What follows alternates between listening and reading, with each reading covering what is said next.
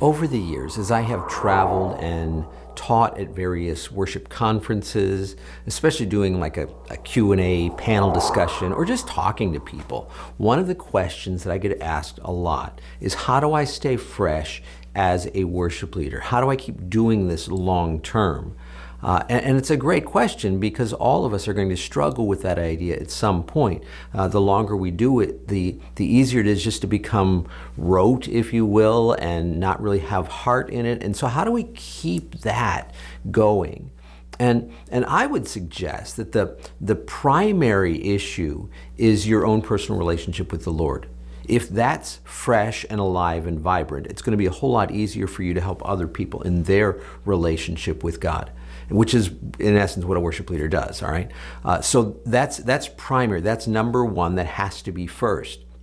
But then along with it, I've got some people here that are going to share with you some ideas of practical, how have they kept this going long term? How have they stayed fresh in making this work? And so the first one, Dave Helmuth, he's going to talk about remaining teachable, but also relying on the foundation of God's Word over the long term. So take a look at what Dave has to say. It's just a gift, and I'm just trying to steward it as best as I can. So I've invested in it. I've stayed, plugged in. I've kept myself learning. Like that's, I've said you're not, some people fear like they can age out of worship leading, and it's like you can age out because you stop learning. You can be 30 and be like, yeah, you're not, sorry. But I know people who are older than me. There's still something alive and vibrant in them. And part of that is like on a practical level, like 2 years ago, I was like, clicks and loops, it's a passing phase, man. I'm not into that trickery, tomfoolery, whatever. I'm not into that thing. And I thought, man, what if I'm that worship leader though? That's like, yeah, I don't know any new songs. I've stopped learning how to do whatever is the shifting trend. It's like, I'd better learn how to do tracks. So I paid somebody to teach me how to do tracks and loops, teach me how to think about it, what I need to get, to plug in, all that stuff. And I've been using them, and I'm very comfortable with them. 2 years ago, no way, like nothing at all. So on the practical side, the heart for God, I've tried to steward everything, and part of that's the practicalness. And part of that is, I think my foundation was really good,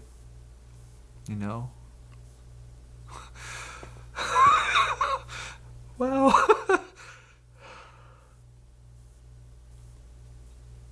yeah. I think that really makes a difference. What has been sown into your heart? What other giftings and anointings have shaped you and been poured into you? And that's made a huge difference. I absolutely carry those things. This isn't in worship, but this is about working hard to create beauty. I had a dream the other morning, just before I woke up. I had this dream of my college choir director. Like, this is 22 years ago. It's a long time ago. Is my math right? And he was going to go somewhere, and he was going to let me come along with him. And he said, "But first, I need to ask you one thing. What did you learn from me?" It's a bizarre dream. And I said, how to work hard to make beauty. Because he was like one of those choir directors that he worked us hard, and we did some weird music, singing all kinds of stuff. But the effect was transcendent. It was beautiful. And that put something in me. It's like, it's okay to work really hard to create beauty. Like, so things like that, and just other experiences that God allowed me to have that really set a foundation for, the rough road ahead. Moments where I am in places where there's no water here. And so what has God put inside of me, Oh, river of life. Huh.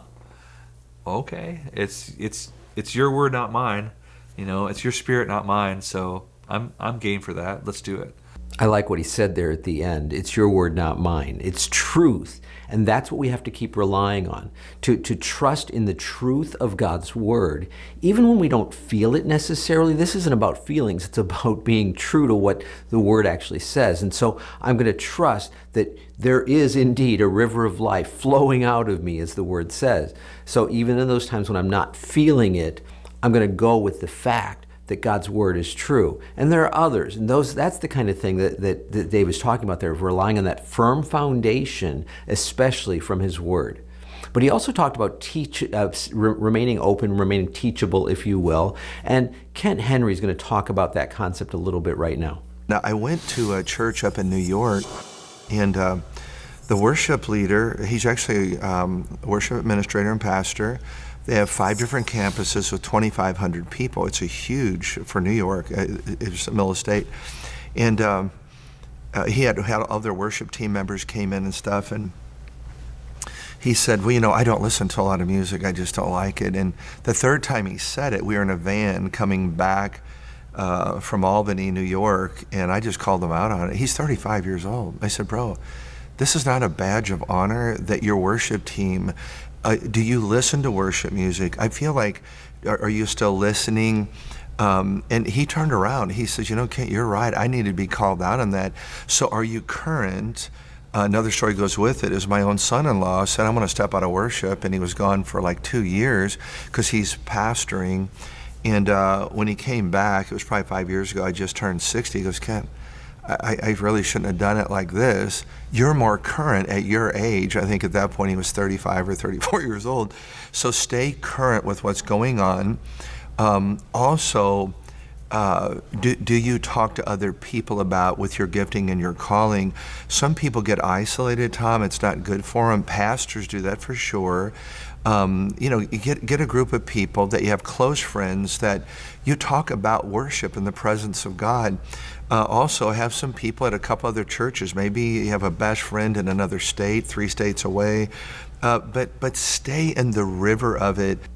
So Ken talked about having somebody that can encourage you and strengthen you. That is such a vital part of ministry. You need that kind of thing, that kind of person that can speak into your life.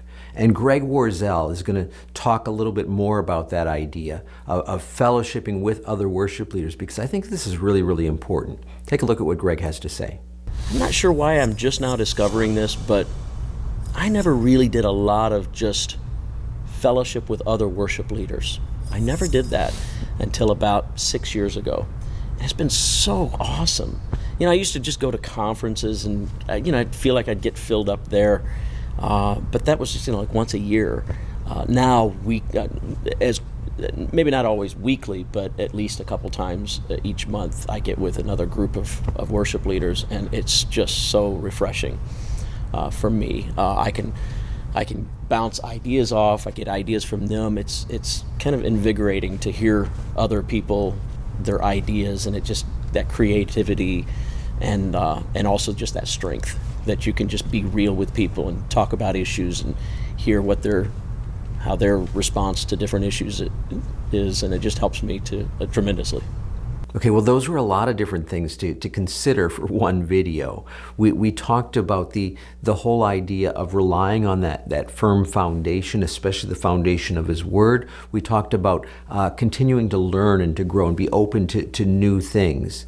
And we talked about fellowshipping with others. And I would even add in having a dimension of accountability with other people for ministry. But I do want to take us back to where I started at the very beginning of relying on the relationship, our own personal relationship with the Lord in long-term staying fresh. Just a few practical ideas. We'll hit this idea again, I'm sure, in the future. I don't want to overwhelm you with too much information right here, right now, but at least some practical things that can help keep you fresh over the long term as a worship leader. Brought to you by myworshipleadingcoach.com. Helping you to be more fully equipped as a worship leader.